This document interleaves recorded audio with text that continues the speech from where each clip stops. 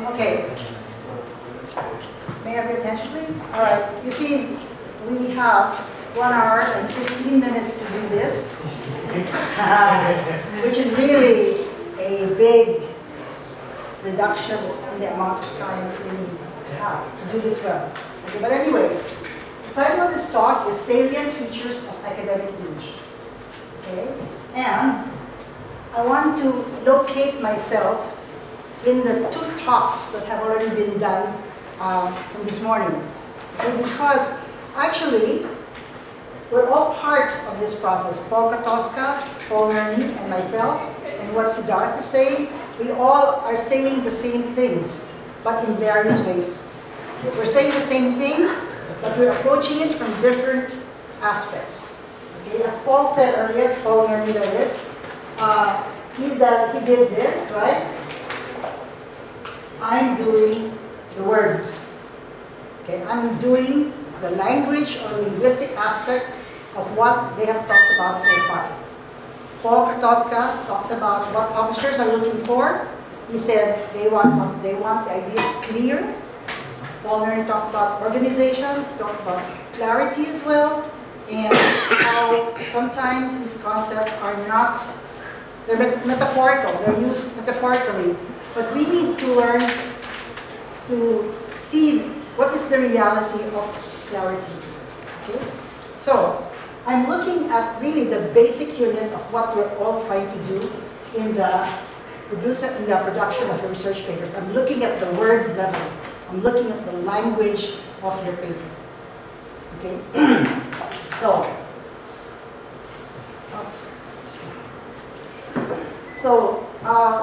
Maybe just to again situate myself, there's a lot to say about what I'm talking about.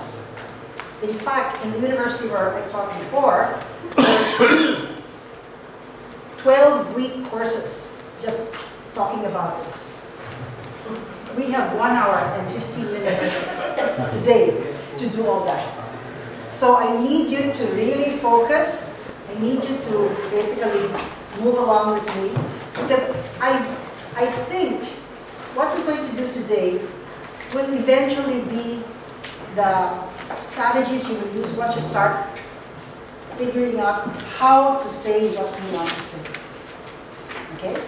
So, we're going to talk about what I call the salient features of academic English. Okay? Which is the English that you need to use when you write your research papers. What do these features look like? How do you produce them? And you see this word conventions? Paul talked about it. The 2 Pauls. Paul Nerney and Paul Katoska. We're talking about conventions. Okay?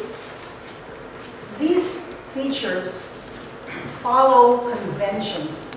And conventions are the conventions that are used in your writing are expected by your readers. So if you want to reach your readers, you gotta use the conventions. So you have to know what the salient features are and what are the conventions that govern these features. Okay? In talking about these salient features today, I will talk about them. We can explain them to you, and then we can work out our understanding together of what these strategies we can use are. And in the process, we will be doing some exercises as well. Okay? So I'm sorry, but today you are going to do some work. Right now, which is good, because at this time of the day, I don't know about you, but in the Philippines, where I come from, this is siesta time. People sleep at this time, especially after lunch. So I'm going to try very hard to keep you awake and keep you working. Anyway, I also wanted to just point this out to you. If you have access to these books, please refer to them. These are a series of books done by these 2 guys, and they focus on really academic writing for graduate students. All right. Okay, there's a 3rd edition, which came out in 2012. When I was teaching, I used primarily the 2008. Okay, but you know, 2012 is just kind of like incorporating the electronic resources that are now available, which were not available in 2008 as available. Okay, so By the way, before I forget, there are two sets of materials that you will be using here. The first one looks like this. You must have it. Okay? It has two parts. The ones in white contain the slides that I'm using. And they're lined up, and they're formatted this way so you can write your notes on it. Okay? This material also has some colored sheets. There are 4 colored sheets at the end, at the back. And these are the exercises I want you guys to be able to do today. Okay? The other set of materials I just handed out today. It's a checklist, and I call it a language review. I'll tell you what you need to do this. You need to do with this, okay? But you should have the 2 materials. If you don't have this, please let me know. I'll give you one. Okay, so I think right now this is the 3rd talk. Okay, you know that what you're writing in the writing of your research involves conventions that structure your arguments. What information do you put first, followed by what next? How do you structure the whole paper? Okay? And I'm coming in with what is the language you will use, or you should use, to support that structure. Okay, so I'm assuming that what Paul Nerney and Paul Katoska said this morning have already settled a little bit in your mind. So you have an idea of what the structure of a research paper is, the one that we're pushing. Okay? So now we're going into a more basic unit, the language that reflects that structure. Okay? I believe you can summarize the kind of language needed for this kind of paper in 6 what I call salient features. 1, the language is academic style. 2, it has clarity. You know, that word is very important. Everybody's been talking about it. Clarity, it's got to be clear. Okay? It also has to be coherent, cohesiveness, connected, linked. I think Paul talked about that. So the ideas have to be clear, and the language has to be clear. It has to be cohesive. And nobody has talked about this, but I will just talk about it briefly. Conciseness, as well as consistency. And my basic assumption is that we're dealing with language that is error-free. Free of grammar and mechanics problems. I put it in red because, as I said, my assumption is that the language you have used in your writing is error-free. Okay? Unfortunately, because it is an early draft, except for her, which her paper got published already. Okay? Unfortunately, the language in the papers that I read have some problems. Okay? To tell you the truth, what I did to prepare for this workshop, what I did is I read all your papers, and especially the abstract, the introduction, the conclusion. Sometimes I would read the middle part. But I needed to do this because I needed to know what are the language weaknesses I have seen in your papers, so I can tell you, and then maybe together we can figure out how you can resolve those problems. Okay? In doing that review, I used this form, which is called language review. Okay? Why I'm giving you this is because here, this is where I identify the problems and what the problem means. For example, the first, and it's arranged alphabetically, by the way. The first one is article. And what I mean when the problem is an article problem means either you are missing an article, or the article is not there, or you're putting an article when it's not needed. Okay? So this is relevant to the next slide I'm going to show you, because after I did this for all your papers, I counted. After I did that, I came up with this list of problems that frequently occur in your papers. And they are, number 1, articles. So you want to know what I mean by articles? Look there. Okay? So, By the way, this is in order of frequency. So articles is really a problem for many of you. In Bahasa, do you have articles? Ah, here we go. But anyway, this is not going to be a grammar class. But tomorrow afternoon, there will be a grammar review session for people who want to learn a little bit more about grammar, because that's what I will do.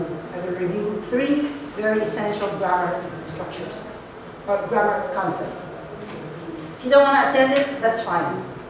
Okay? Grammar is not the most exciting thing.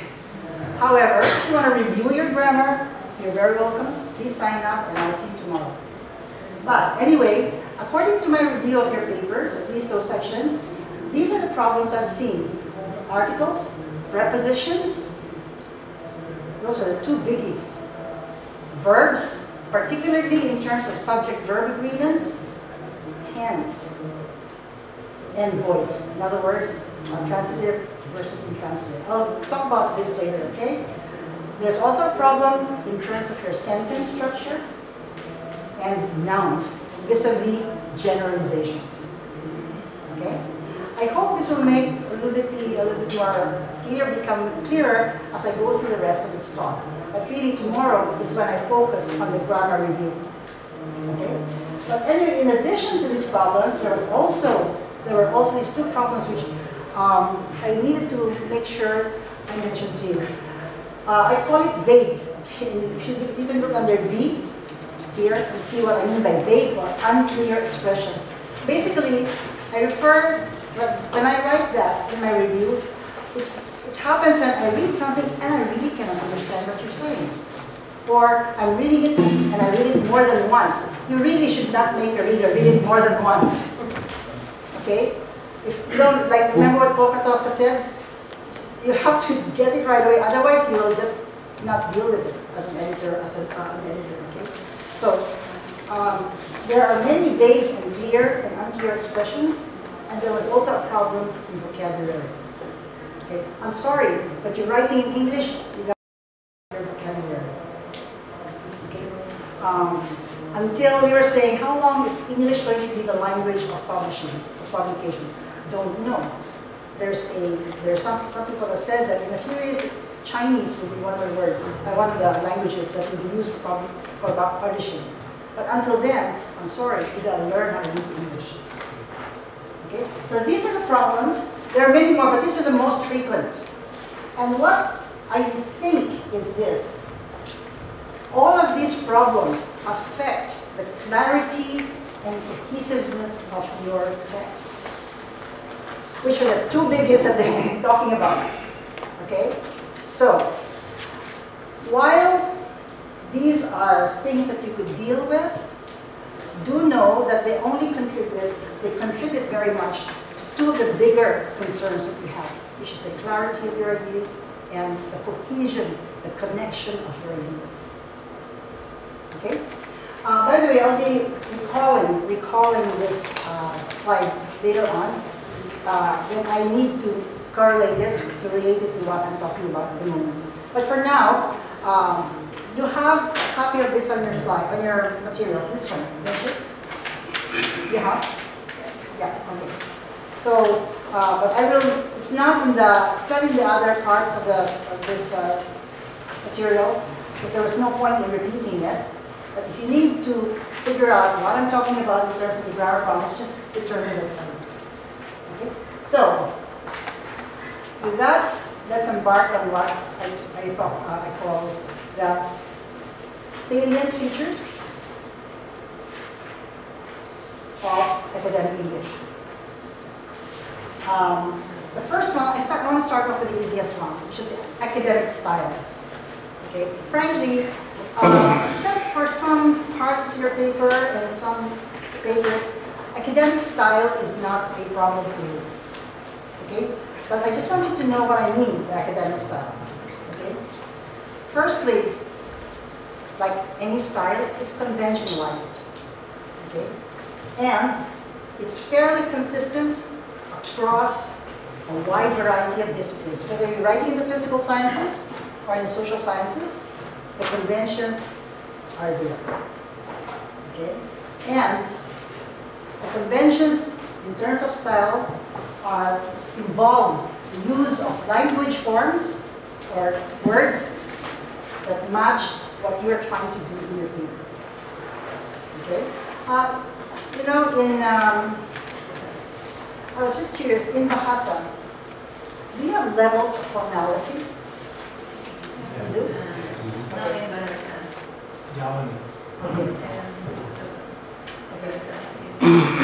I'm not familiar with Japanese, but I do know a little bit about Japanese. I'm so from Sydney, so. Ah, okay. Because Japanese has 8 levels of formality. Okay. And depending on who you're talking to, you use the right term. If you say in your language, you do that. So you know what I mean when I say that academic style, there's an academic style. And this is the language that you use in your writing. This is the language that you use in your writing to your academic community. You don't use it when you're writing a letter to your mother, or to your girlfriend, or to your wife. You use it when you're writing to the academic community. Okay? Now, there are many variations of this academic style. Okay? There are many stylistic choices. There are very few hard and fast rules, really. Okay? But some aspects of this academic style are more frequent than others. And at this point in your writing, it is better for you to use the more frequent ways of doing, expressing style. Okay? Because that's what the reader is used to. That's what the reader will immediately be able to understand. Okay? So, the point is, you choose how you want to say, how you want to communicate your idea. I don't know about who are the teachers here, but I have always made the point not to tell my students what to write. I give them a choice and you say, you choose. And if it really does not work, I'll tell them, no, that doesn't work. Okay? But there are many variations, and in the end, it's you, the writer, who has to choose how you want to say what you want to say. Okay? So, the academic style has manifestations in many aspects of the language, of English. Okay? It manifests itself in the vocabulary. There is formal and informal vocabulary, as I think you have in your language, right? But in particular, in English, you can see this differentiation between formal and informal, particularly in the verbs, and in other parts of speech, like nouns and adverbs. Sorry, I've got to use this term. You don't like grammar, so you got to deal with verbs, nouns, adjectives, okay? But if there is a choice between a formal and an informal verb, use the formal verb. Okay? So what is a formal verb? Oh, sorry. Oh. Okay. This is a very quick exercise. A series of sentences here in which that verb has been highlighted in red. And the verbs are all informal. Can you just tell me quickly, what would be a formal alternative? For example, number 1, researchers have come up with a number of models to describe the effect of certain beverages on dental enamel erosion. What can you say instead of come up with? Sorry? Reveal? Reveal. Okay. This is when we start negotiating. We just say reveal. It has to keep the meaning, okay, that this come up with. Reveal? Sorry? Proposed. Proposed. Would you accept proposed a number? Propose a number of models? Yes? What else? Have come up with? Produced. Yes. Correct? Anything else? All right, now's the time to dig up your vocabulary. By the way, one thing you can do here while you're going through the others is write down the new vocabulary that you're coming across. Okay? So we can say researchers have produced, but I don't think you can say researchers have revealed. Can you why later? Yes. Can I jump in, Suzan? Yeah. So one trick that I use when I'm writing papers is when I first write the paper, I use this kind of very informal language. Then I go back to the computer, and if you use Microsoft Word or a similar word processor, there's a thesaurus there. So then I actually click on the thesaurus and I highlight that and I see what are the other words, and often that gives you the ideas about 2 or 3 words that fit the best. So Yeah. that's a very, since you have the computer, you may as well use it. Yeah. And use better. Okay. Just to pick up from what Suzan said, by the way, don't let concerns like this bog you down when you're just developing your draft. Really, what I'm talking about is a revision strategy.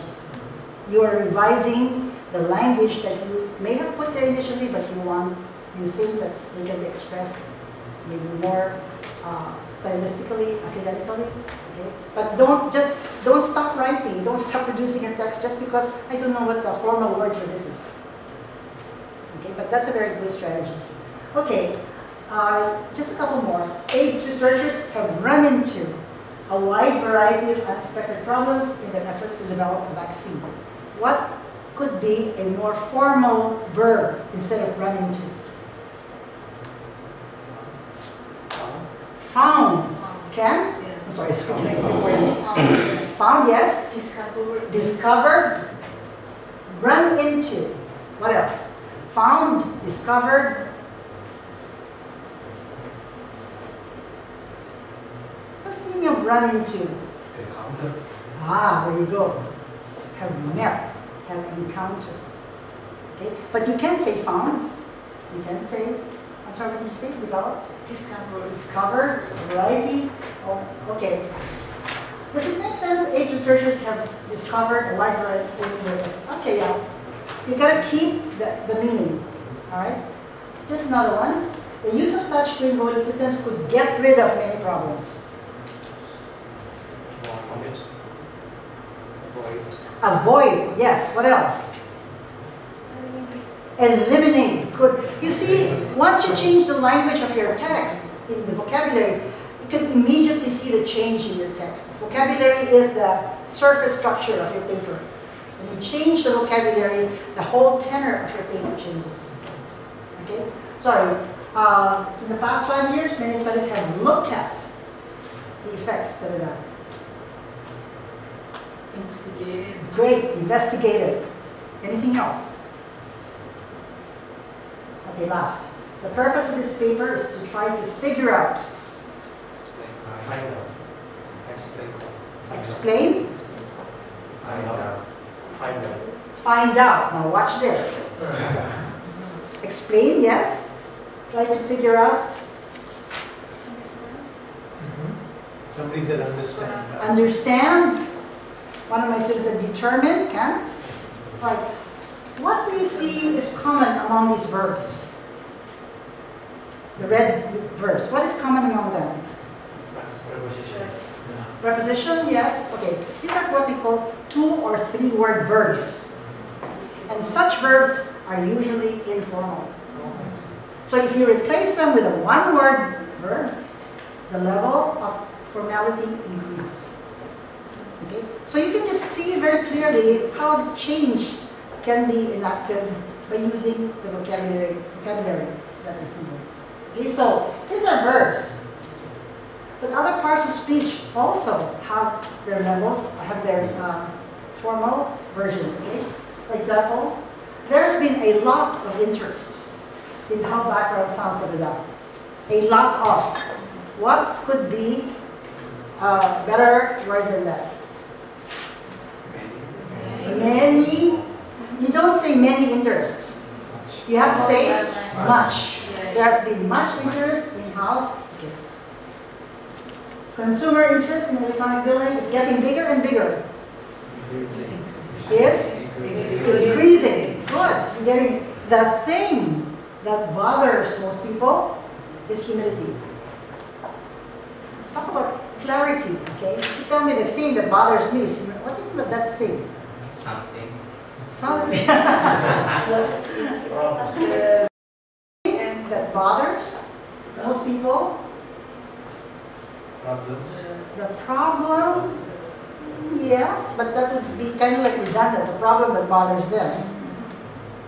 What others? What bothers the thing? Oh, then you're changing it. No, no, it's just a sentence. Sorry? I don't think you say the climate, the weather, maybe the aspect or the factor. Oh yeah. Yeah. Allergic reactions to local dental anesthesia do not happen very often. Rarely. Yes.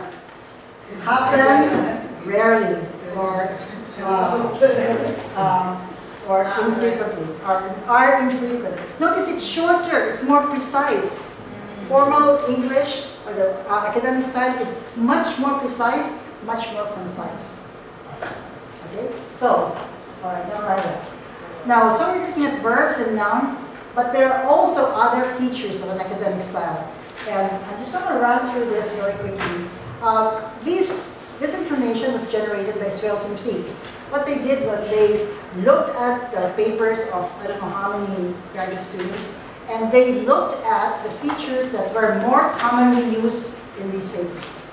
Okay? So, for example, one feature, which is the use of I.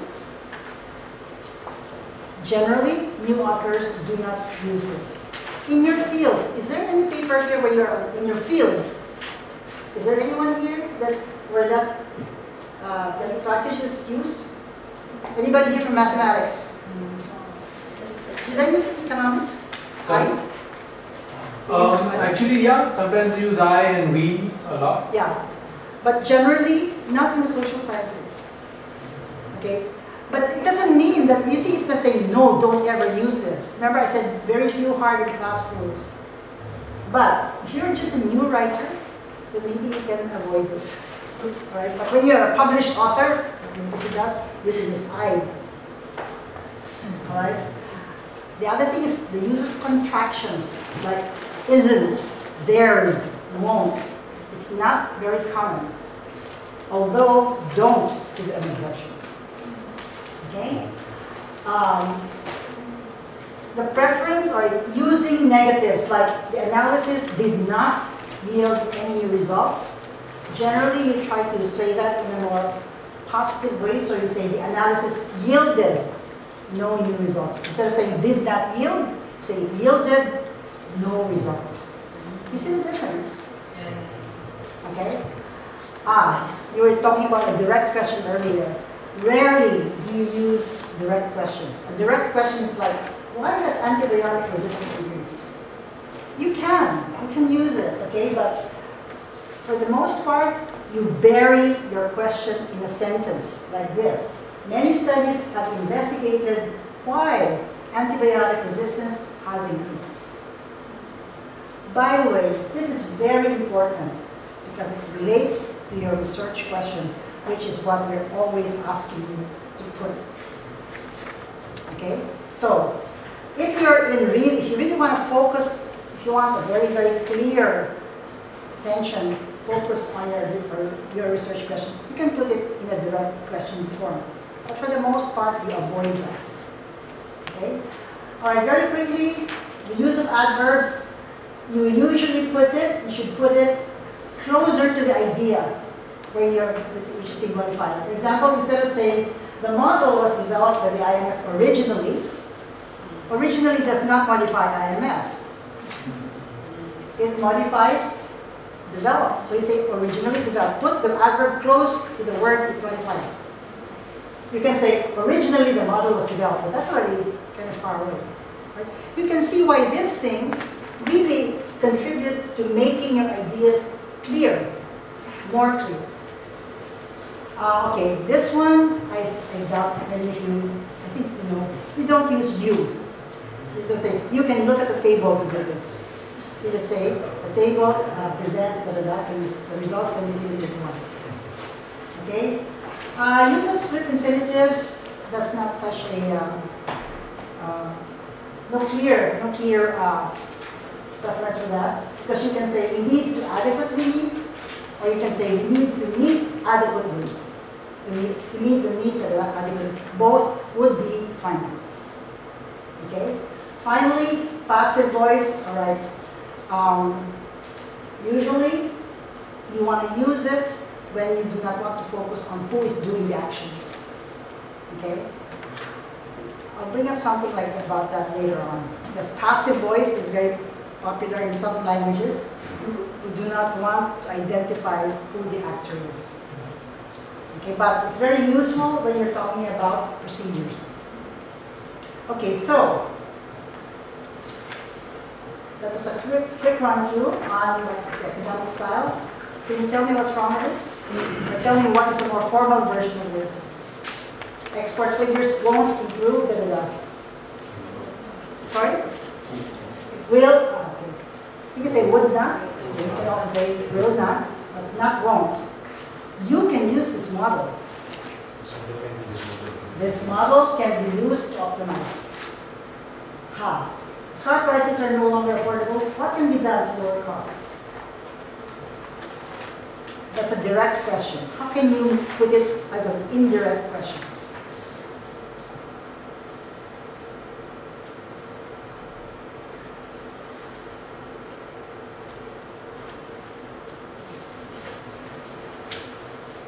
Ignore what I wrote after the question, the red part.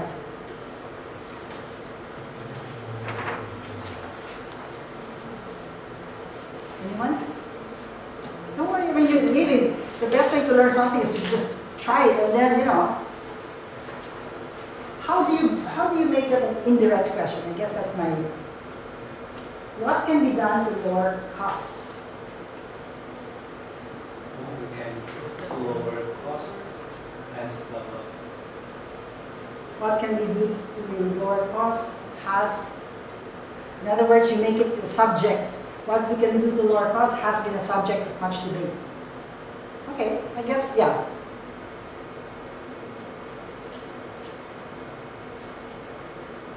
Anybody else? The point is not to ask a direct question like that.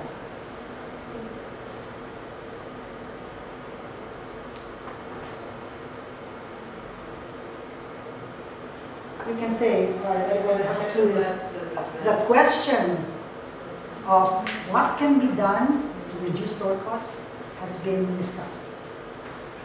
Okay? So you do not make it a direct question, you bury it in a sentence rather than making it a question. Okay, now this is very easy. The model was developed by Krugman originally. Should be originally developed by Krugman. This problem doesn't have many sustainable solutions.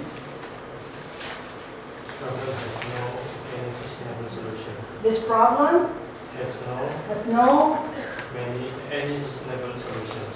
Has no, okay, try wording that again. This problem has, which is correct. Okay, you're putting it positively. Has? No. Many. Has? Yes, many.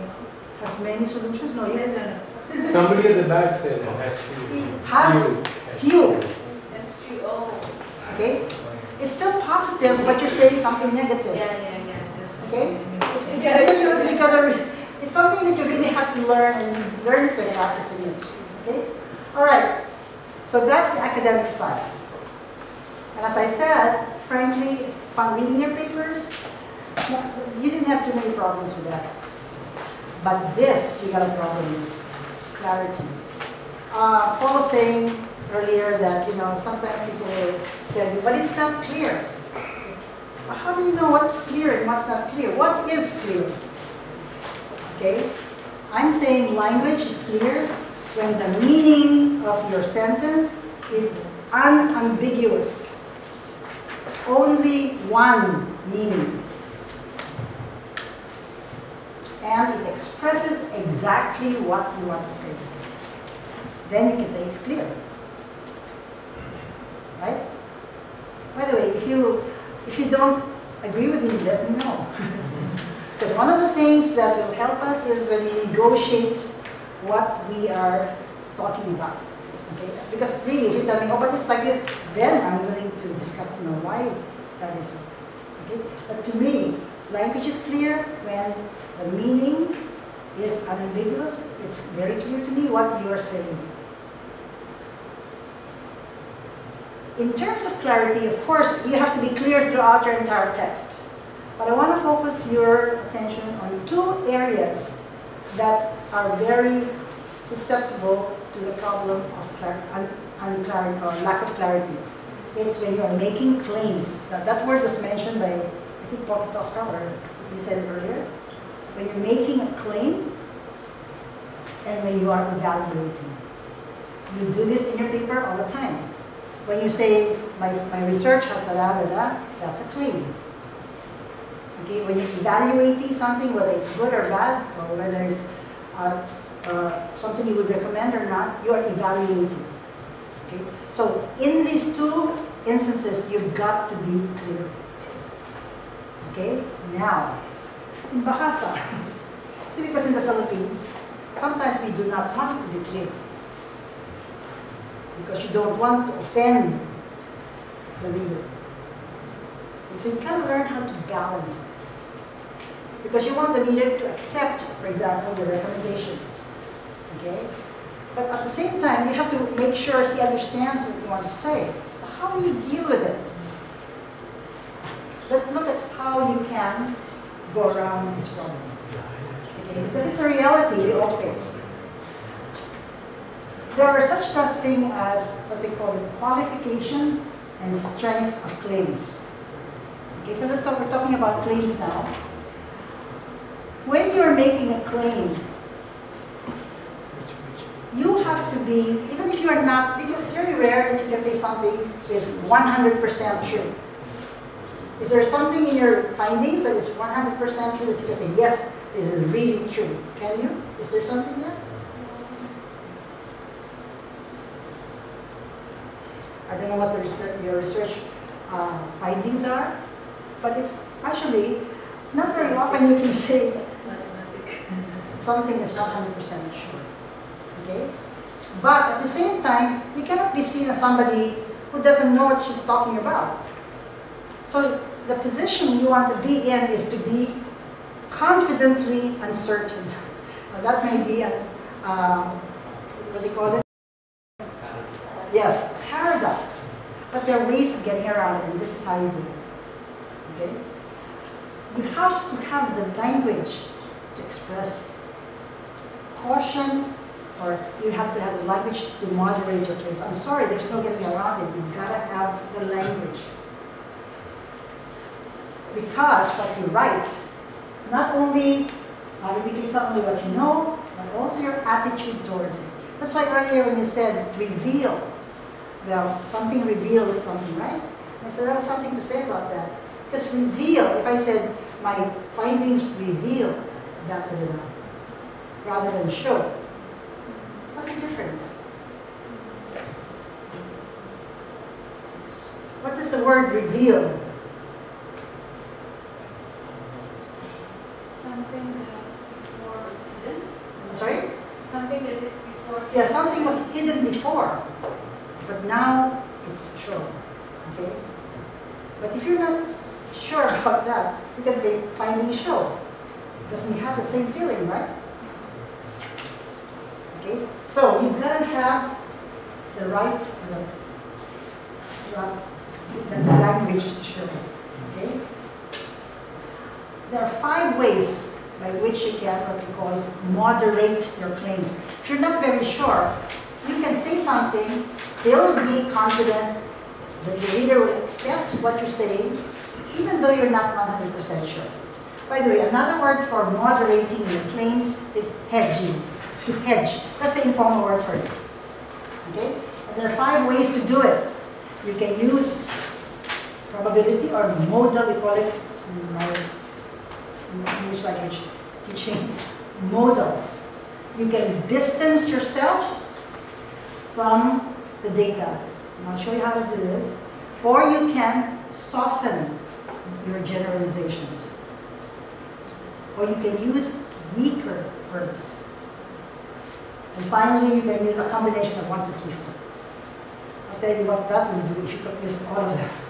Okay, but anyways, The first one is using probability. You guys know this, okay? But I want you to be aware of what you're doing when you do this. For example, if I say sleeping 7 to 9 hours each day results in better academic performance, I'm very sure, correct? But if I say can result, could result, may, might result, I'm still saying the result is this, but I'm not so sure. In your opinion, what is the strongest claim here? Which of these sentences? Each day results, can result, could result, may, might result. Yes. Sleeping each day results results in better academic performance. By the way, watch this now. This is what they call a generalization. It uses the present tense. It is the strongest claim you can make. Unless you can make it stronger.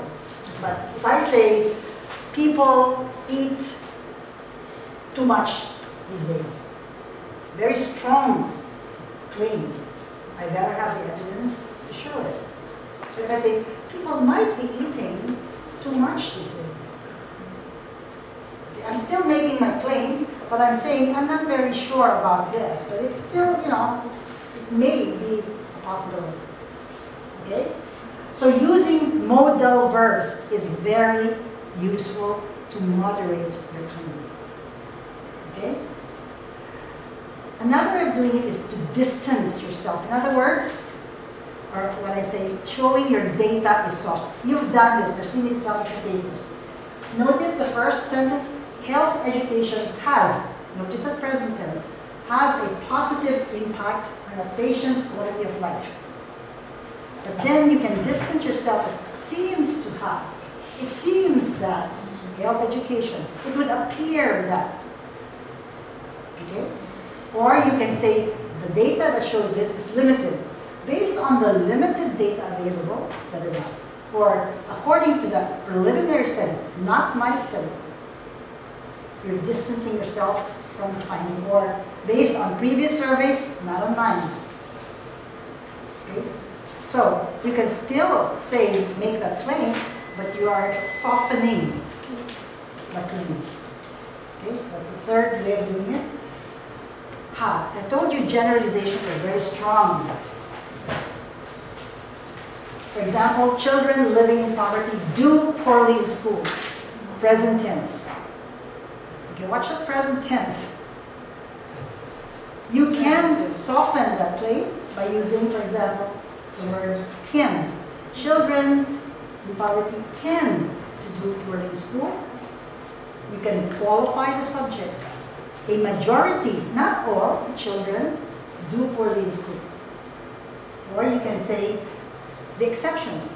With the exception of those enrolled in private and specialized programs, children, So you are qualifying your claim. So it softens your claim. Okay?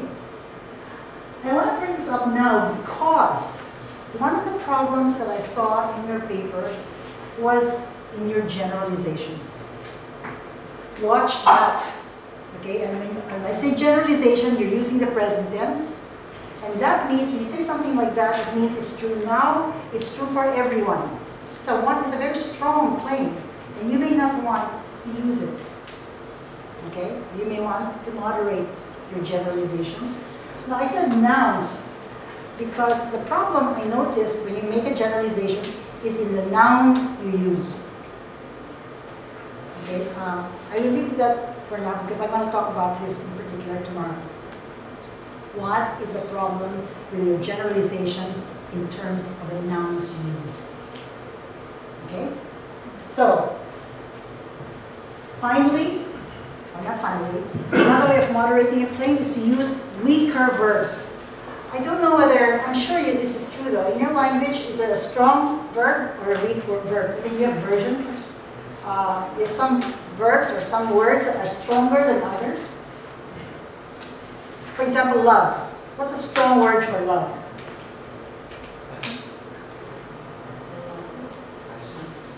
I'm sorry, that was like, in Malay, in Bahasa. What's a strong word for love? Which is a stronger word, love or like? Love. Love, yeah. Like is, you know, not as strong as love is, you know. But in Malay, so we can use, oh, I love this food, oh, I like this food. Okay, some are weaker, some are stronger. You have in Malay that? Kalabahasa, something like that? Sure we do. The thing is you have to know, you have to recognize in English what is the strong and what is the weak verb. Okay? And, okay, for example, watch this. If I say, many studies have concluded that excessive credit growth caused the global financial crisis, versus many studies have concluded that credit growth contributed to the global crisis. Which is the stronger verb? Caused. Okay? But you can say contributed if you're not so sure. Remember, you're moderating your claims. Okay? All right, now's the time I want you to look at the first yellow sheet, because I want you to look at the verbs there, and I want you to tell me which is the stronger. The first page, it's called handout 1, strong and weak verbs. You see that? Yes. Okay. We won't do all of this because we don't want to have the time, okay? But I would like you to tell me, in each of these sentences, from sentences number 1 to 8, there are 2 verbs. Tell me, which do you think is the stronger verb? For example, the results indicate, the results establish that there is a link between smoking and lung cancer. Which is the stronger verb? Indicate or establish? Establish. Yes. Now you say, how do we know? You gotta have a feel for it. Sorry, it's really a feeling for it. I cannot say, oh, but I'm sure if you're a semantic expert, you can see one has more limited applicability. Okay. Number 2, the results given in figure 4 validate, support the second hypothesis. Everybody agree? Validate. Stronger, right? Versus support, meaning may support, but it still is not correct. Table 9 suggests, shows, there's a number of articles written, shows. By the way, the word show is very, very often used in this kind of writing. Because, 1, it is strong, it's very clear, there's no emotional loading on it. Yeah, if I say, my study shows that, of course, that is if it really shows that. Again, let's remember I told you, you choose how you want to say your idea. Okay? All right. Okay. That's right. I mentioned that emotional loading. That'll come. I'll talk about that later. Okay. The latest series of studies question, challenge the conclusions from much previous research, which is a stronger word. Challenge. Why do you think so? I'm just curious. Because you're all right. It's challenge. Why? The sense. What? The sense. Because one of my students told me there is a stronger force behind challenge as compared to question. Do you agree? Anyway, as I said, this is something you have to learn. You know, it's not. It's kind of a feeling you have to gradually acquire. But you really do this if you are able to read. This is my solution to this. Read more English stuff. Okay. Anyway, by the way, if you have any questions at all, please let me know. Okay, of course, as I said, you can use, if you want to moderate your claim, you can use any or all of the above. But please make sure you are not excessively moderating like this. It could be concluded that some evidence seems to suggest that at least certain vendors might not have traded the following letters. If you write this, I say, better not say anything at all. Okay. So you can use a combination, but don't overdo it. Okay? So that's moderating your claims. The other thing, where? Okay, can you take a look at now, right? Because this one is just additional information for you. It talks about, really gives you samples to use for moderating. Okay, you have use of probability, the use of distance, generalization. It's for your reference. Okay, so just do know that that's there for you.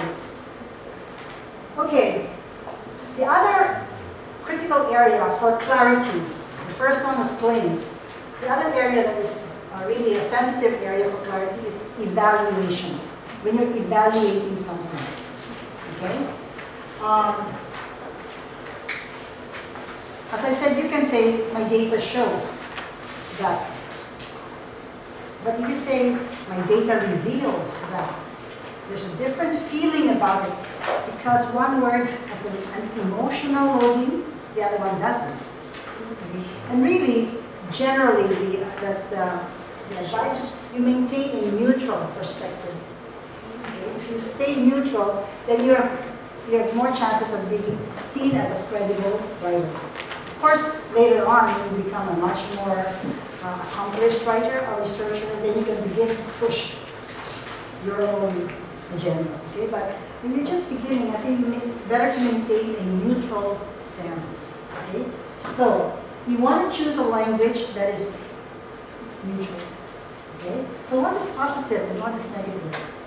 Okay, so when you're, especially when you're writing an evaluation and giving it, carefully chosen language can contribute to the reader's willingness to accept your claims and actions. Opinions. Now, see that word, highly emotive language could reduce the objectivity and consequently the credibility of a research paper. That emotive language is what I mean by a language that has an emotional loading. Okay? So when does a word have emotional loading? Emotional loading when? Does it not have that? Can you take a look? Handout 3, please. It's most often seen in the adjectives. Okay, English is most often seen in the adjectives. But I just want you to look just very quickly at this list of adjectives in the table below. Tell me whether the word is positive, or is very positive, it's negative, or has a neutral stance. Okay? To help you decide, fill the blank in the sentence with the adjective in question. In this blank study, in this unusual study, in this limited study, the authors attempt to show the data. If I say, for example, unusual, would you consider unusual positive or negative? In this unusual study, the authors attempt. This is when we start negotiating. If somebody were to describe your paper in this unusual study, would you be pleased or what? Unusual. Very positive. Do you think it's very positive? Negative. Anybody else? Horror. Negative? Huh. Neutral? Can be positive. I do not think it is neutral, that's for sure. Do you think? Frankly, this is when we decide as a group. Would you think if somebody considers your study unusual, will you be happy or not? No. No? So you think it's negative? Yes. What do you think, Suzan? If I said your study is very unusual. Usually, it really depends on the context. It totally depends on the context. If I'm trying to write something critical, so sometimes you can say unusual in almost a sarcastic way. And sometimes you can say unusual in a way that says it's very innovative. It is unusual because you're doing new things that nobody's done. So it depends on the context. I think that's a safe way to go. It depends on the context. Well, Yeah.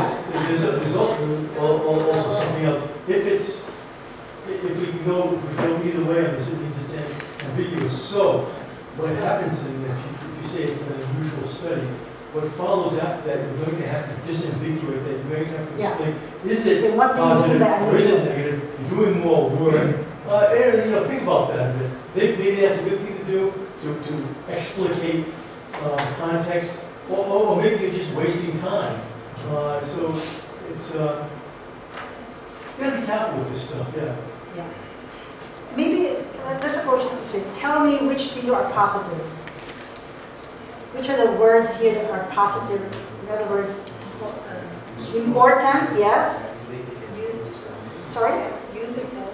Useful, yes. Significant, yes. Inovatif. Interesting, yes. I used to teach. Competent. Sorry? Competent. You agree? All positive? Anything else? Sorry? Impressive? Yes. Okay. Negative. Which are the really negative ones? Small scale. Small scale. Flow.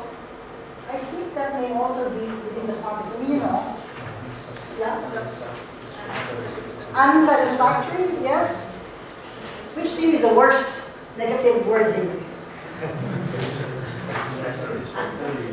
Unsatisfactory, yes. I think somebody mentioned that. Tell me which is the worst word here. You don't want your study to be called that. In this term. Flawed. Okay. What is flawed, by the way? What does flawed mean? Not perfect. Not? Not perfect. Not perfect. Yeah, there is something wrong with it. At the very least, your study should not have anything wrong with it, right? How about careful? In this careful study, uncertain,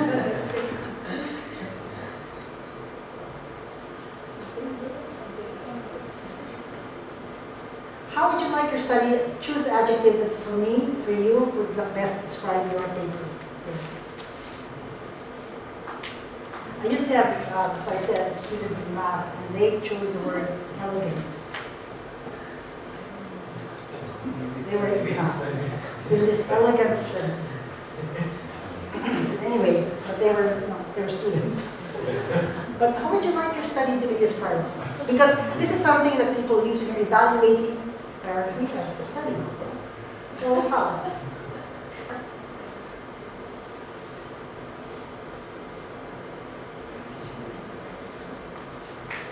Be brave. Elegant. Yes, it's very positive. Yes. At least within the context. Anyway, okay. Think about this.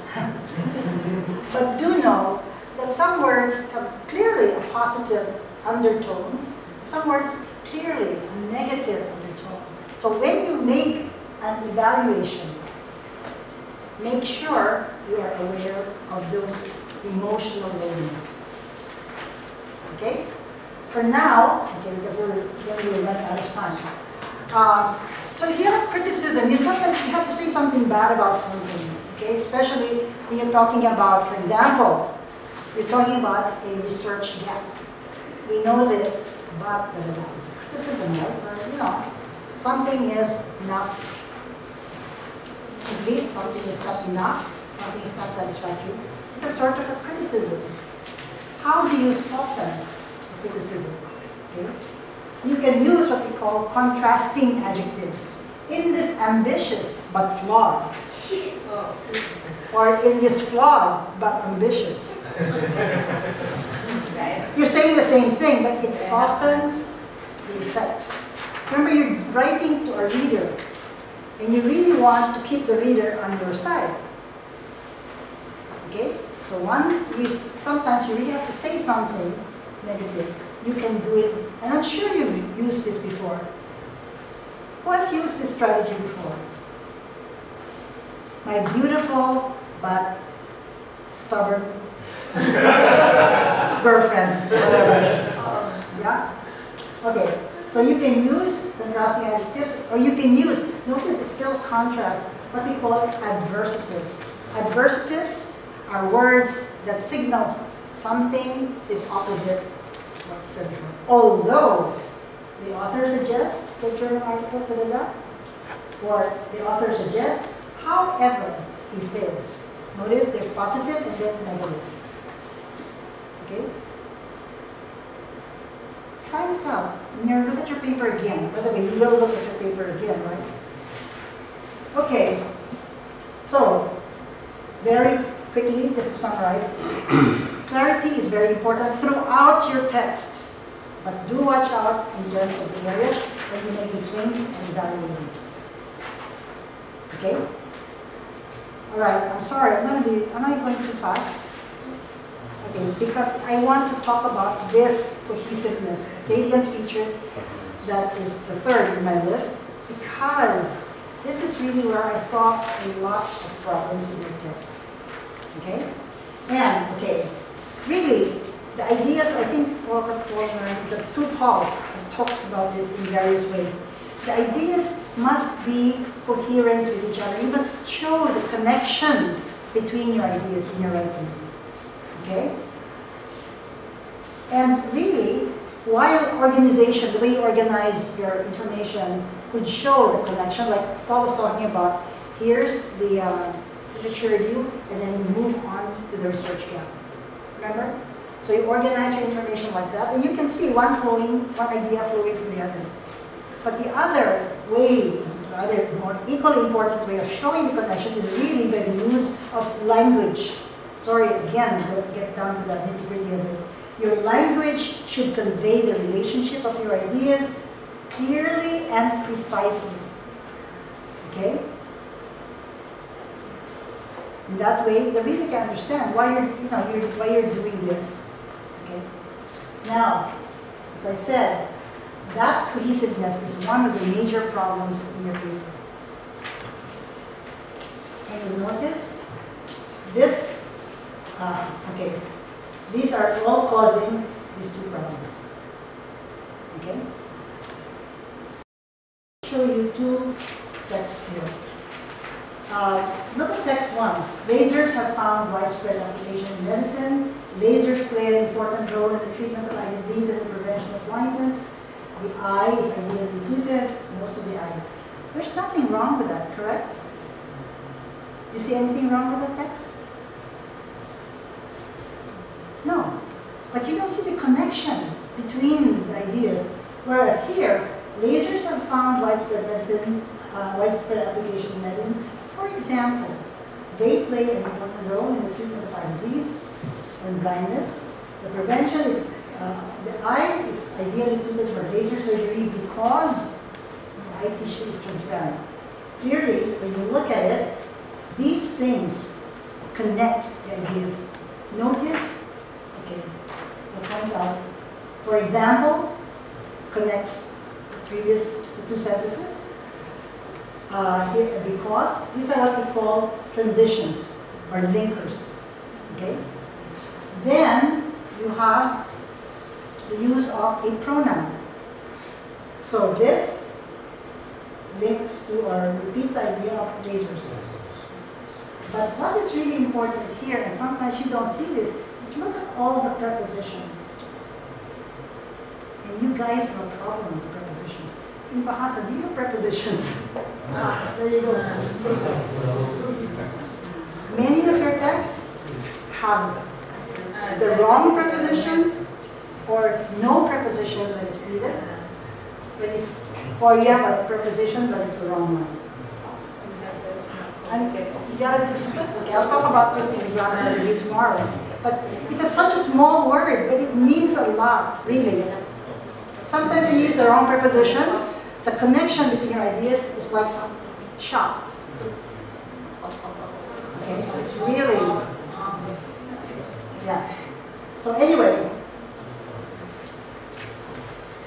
there are several ways to achieve cohesiveness. The first one is You have here transition words, like as I said, linking words and phrases, and prepositions.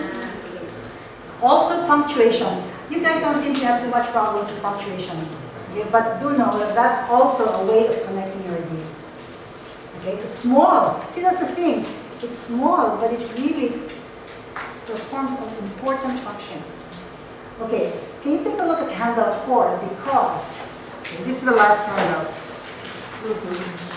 It's really, and I think, once again, this is reference material for you. It gives you what kind of, the first column tells you what kind of connection you want to establish, what are the words you can use to have that connection, and how do you use it. Because you have to use, there are some grammatical rules that apply to this. Okay, so use this, look at it, and if you have any questions on this, just let me know. Okay? Now, okay, just a reinforcement of this thing. Transition words help a writer maintain the flow, establish, and the grammar rules in the use of these transition words, which is what we have here. Okay, for example, you have sentence connectors, you have subordinators, you have phrase linkers. You can put your connectors in various parts of the sentence. You choose. Okay? What I would really, okay, I mentioned prepositions already, because prepositions are really a big problem. But I want to just focus on this a little bit, because this is really a very subtle idea, but very important for connectiveness, and cohesiveness, okay? I call it the new to old information pattern. What it really is a backward reflection of the information given previously or known information. That's a little bit confusing, but I hope when I show you my examples, you'll know what I mean. Okay, I'm calling it NOI strategies or noise strategies. This backward reflection is achieved by using these 5 devices, okay? The first one, and really very, very important, is the shift in your articles from an indefinite to a definite article, okay? Second, another way of connecting your ideas is by repeating the information. Repeating it in terms of synonyms, repeating it in terms of paraphrasing the idea, but repetition is another way of connecting. Using the appropriate pronouns, use of summary words, and use of past participle. Okay? We'll go through this very quickly, but I do want to focus on the first one. Okay? Notice this. The dog chased a cat. The cat ran into a hole. The hole was hugely dark. Notice the connection? A cat becomes the cat because it's already known. So the A switched to the assumes that the information is known. For example, I can say the Eiffel Tower. Can I say the Eiffel Tower is a very beautiful sight? Can I say that? Why? It's famous already. It's famous. Yes, because I assume you all know the Eiffel Tower. Because known information is what the indicates. Here, the cat, we already heard about the cat, a hole becomes the hole. So if you're using the in your sentence, I assume that the information is known. But sometimes you use the and the information is not even known. You understand? For example, okay, another example. A man was seen walking into the building at 4 p.m. that afternoon. The man. We know who he is. The man was carrying a big black bag. If I say the man was seen walking, does it make sense? No, because we don't know who's that man. So you go from A to the, and that very small switch is a very strong connection between unknown to known. Okay, once again, as I say, articles are really a big problem for you, so take note of your articles. Okay, another strategy for connecting is verbatim or paraphrased, using paraphrased repetition of the idea. Take a look at this. Research has shown that caffeine does caffeine, caffeinated. They're all related.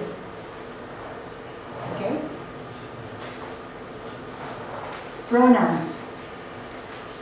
Caffeine does indeed reduce sleepiness despite its effectiveness. What is its? What's its name? Yes, caffeine.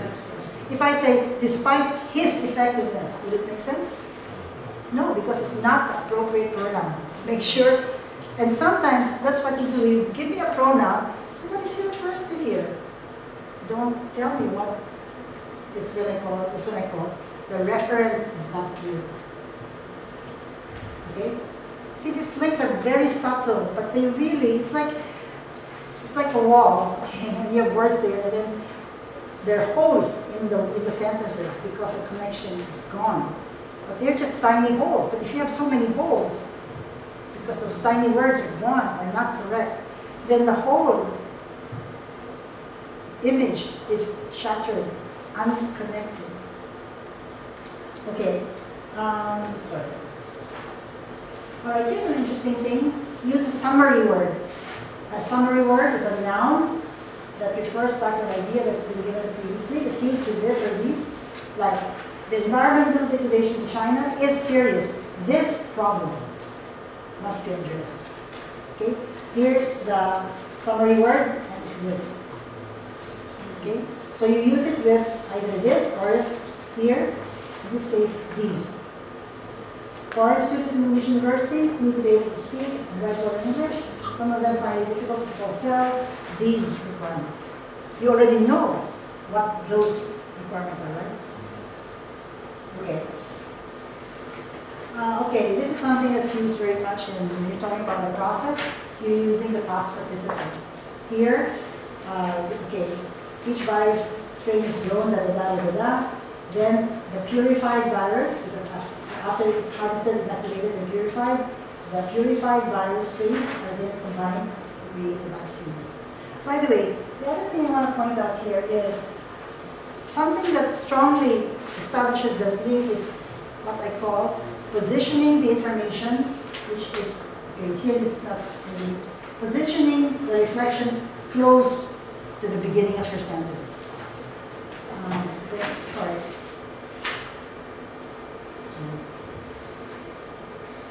Okay, look at this. A cat, the cat. They're close. The beginning sentence, this sentence begins with a cat. If I say the dog chased a cat, a hole swallowed the cat. In other words, the cat is towards the end of the sentence. The link is weaker. So this is what we call syntax, the way the items in your sentence is arranged. If you put the new information close to the beginning of the sentence, then the link is stronger. So, chase a cat, the cat, or the hole. So, the use of A and V and the use of positioning the items in the sentence helps to establish the link. Okay?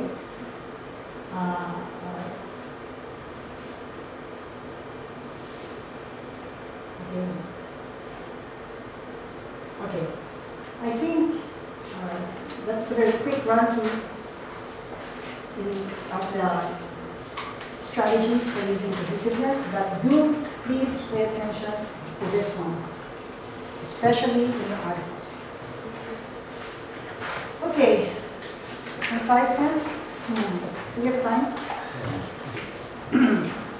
All right, conciseness. It's not a critical problem. Nobody has talked about conciseness yet. What conciseness means, you say the same idea as clear as you can, but don't indulge. Don't use too many words. Use as many words as you need, but not too much. Okay, that's like oxymoron. But look at the difference between these two sentences. It may be difficult to make a decision about the methods that should be used. Compared to choosing the proper method may be difficult. Which is more concise? This one, right? But you're saying the same thing. There are some inorganic materials, compared to this. What's the difference between the length, okay, besides the length? What's the difference do you see between those in the left panel and those in the right? More to the point, yes. Yes, it's clear. You're using the words that I want you to. Oh, just look at it. What's the difference that you see between the left and the right?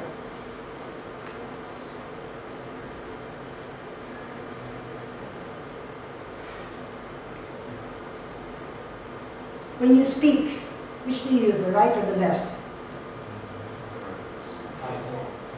The left. When you write as when you speak, you will tend to produce longer sentences. Why? Because when you speak, you can say many words.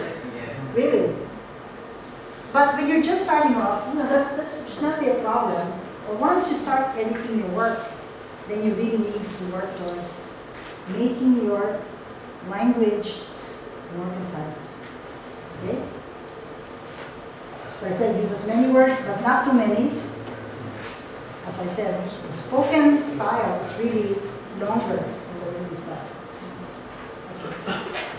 Okay. All right, I want to show this because I want to zero in on that word edit. One of the ways by which you can reduce or make your paper more concise is to edit your writing. May I ask who of you edited the paper that you submitted to us? You did? Okay. What about the rest? You did? What about the rest? You did? Okay. How about the rest? I'll tell you now. Because I saw so many problems there which you could have edited out. I'm sure you saw that. Like, yeah, spelling, sometimes you're, okay.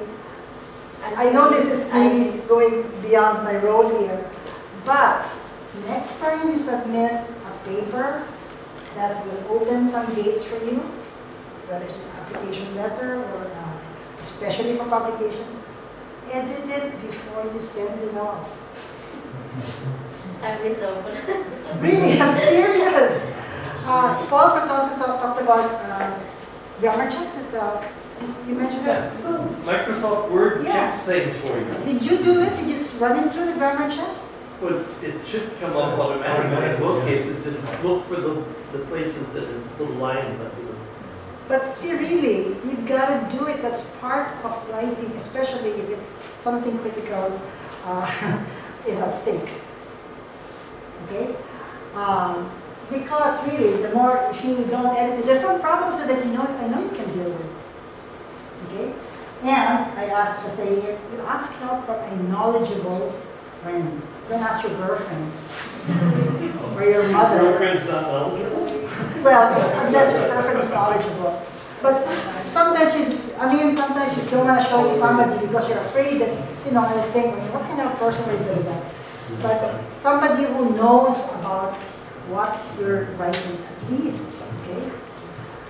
And, all right, this is something that not many of you are using, but sometimes to make your text more concise, it's better to show it in terms of a visual, like a photograph or a table. Okay, instead of writing about it. So, sorry, let's skip that. Okay, finally, the last thing that I want to point out is consistency. This is something, again, you can edit out.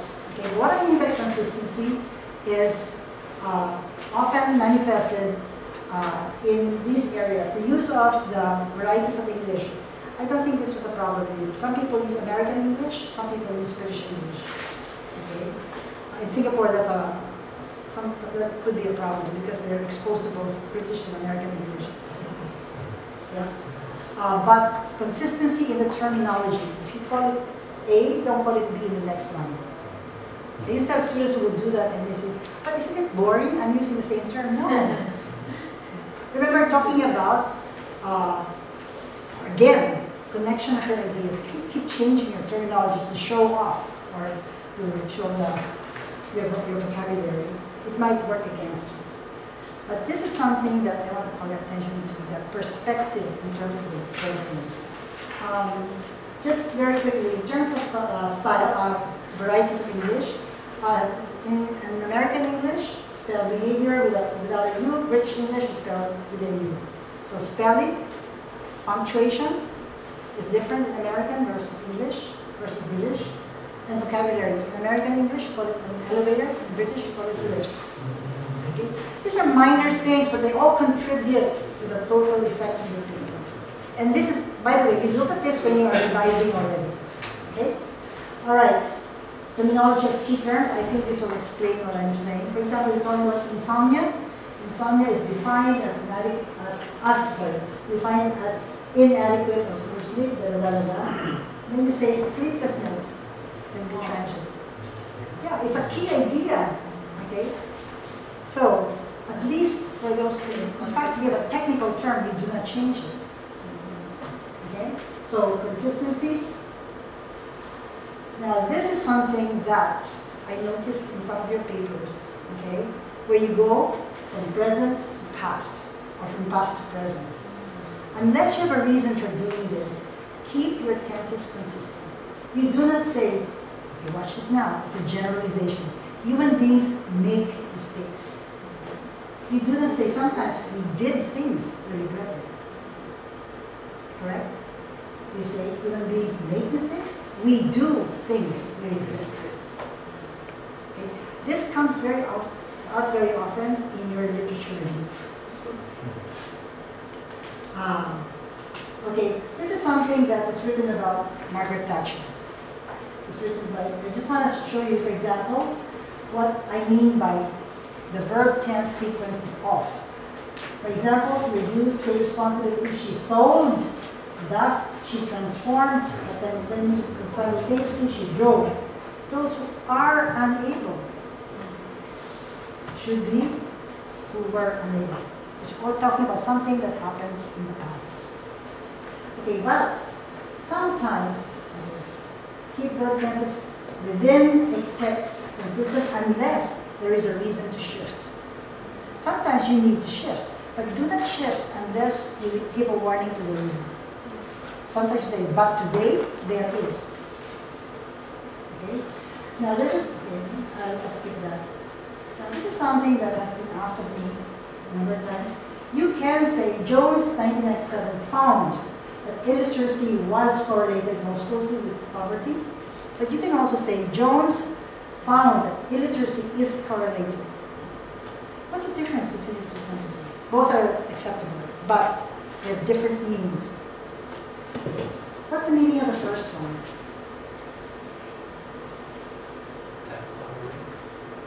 Temporary that happens in the past. Jones, okay, temporary that it happened in the past. Something a little bit more than that. Specific and general. Specific and general. Remember I told you about this? When you say Jones found that illiteracy was correlated, he is talking about the study that in the study that he did, he found that illiteracy was correlated with poverty. Okay? So that's what this means. But if you say it like this, Jones found, then he generalizes.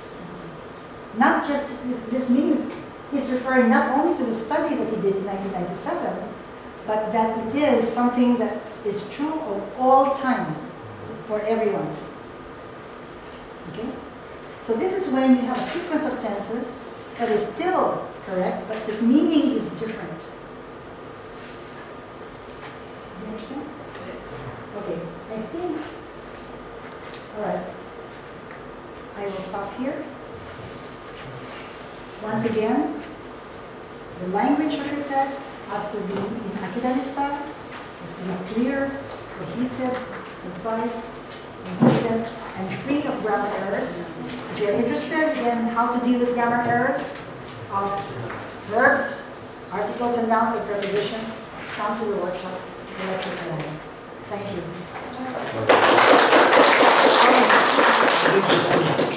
So we are in break time, so I'll just take 2 minutes to say one thing, to reiterate again, just like in the previous presentation, the first time you write your paper, you're not going to have all of this in it. The language is going to be sloppy, there are going to be inaccuracies, there are going to be potentially problems of tense, inconsistency, everything. And how many of you have ever changed a tire on a car? Has anybody changed the tire on a car? Yeah. So how many screws are there usually? 4, right? Biasanya 4 atau 5. Yeah. So what do you do when you put the screws on? You tighten one, then you tighten the next, then you tighten the third, then you tighten the fourth, then you tighten the fifth. Then you come back to the first one, because by the time you tightened all 5, the first one is it can be tightened some more, right? So you have to go around maybe 2 times before the wheel is properly fixed in the car. You don't just do it once. And really the same thing applies to language. You know, you can tighten it once, but by the time you tighten everything else, you may need to come back and retighten. So just like in the earlier presentation, we talked about doing many revisions of the paper for the ideas and the logic and the consistency. Similarly for grammar, don't do one revision, do many. Yeah. Read it again and again and again and again, and you will find that you're tightening it and tightening it and tightening it and tightening it. And once you feel like you're not doing much more by tightening it, maybe the 25th time you read the paper, then it's probably there. Okay, break time. Okay, before we do that, the next session, you all have a group. And because some people haven't come and there are 3 people who are new, that we have to check the group numbers. So, Nur Asiya,